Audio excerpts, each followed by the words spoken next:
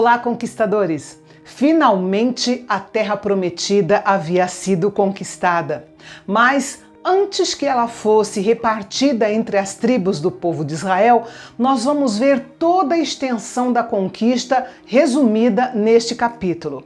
Nos versículos de 1 a 6, nós temos o registro de 2 reis conquistados por Israel sob a liderança de Moisés antes que o povo atravessasse o Rio Jordão. Seom, rei dos amorreus, e Og, rei de Bazã. Og era um gigante. Deduzimos isso pelas dimensões da sua cama, que era de ferro e tinha 4 metros de comprimento. De acordo com os padrões modernos, a distância entre os pontos extremos da conquista não era muito grande. Seom, rei dos amorreus, tinha governado sobre um território que, de norte a sul, cobria no máximo 150 quilômetros. E Og, rei de Bazã, tinha governado sobre uma área que se estendia para o norte da fronteira de Seom por no máximo 100 quilômetros.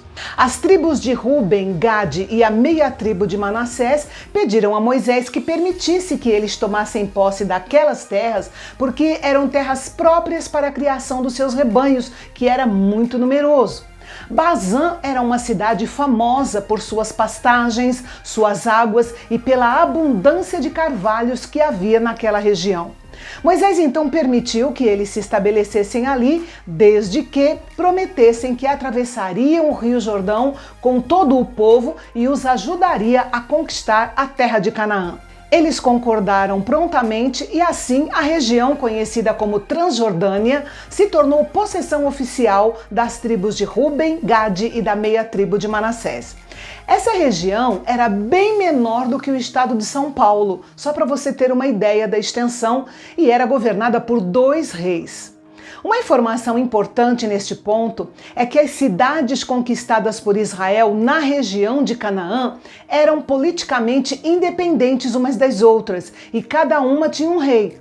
Além das cidades-estados principais, aquela região estava repleta de reis vassalos, cada um governando a sua própria pequena cidade-estado.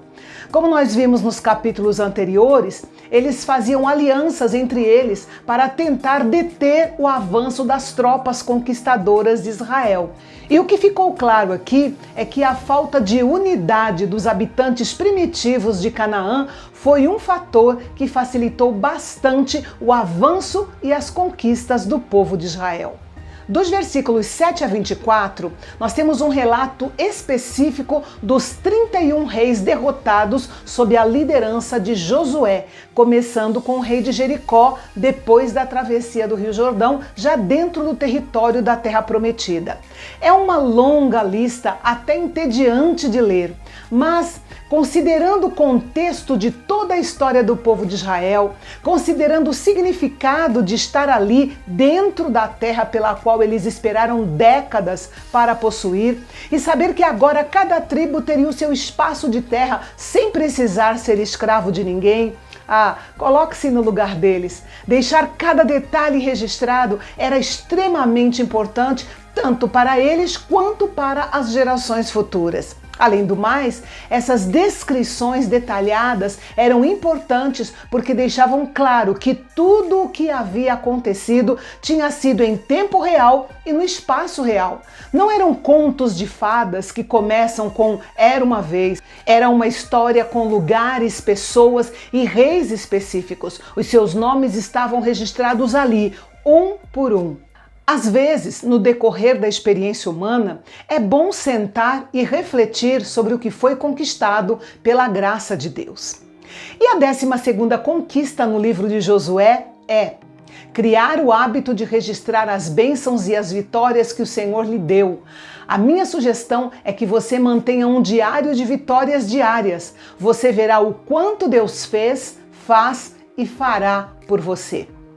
E no próximo capítulo nós veremos como foi feita a divisão da terra entre as tribos de Israel e que lições e conquistas podemos ter com esse momento da história do povo de Deus. Não perca!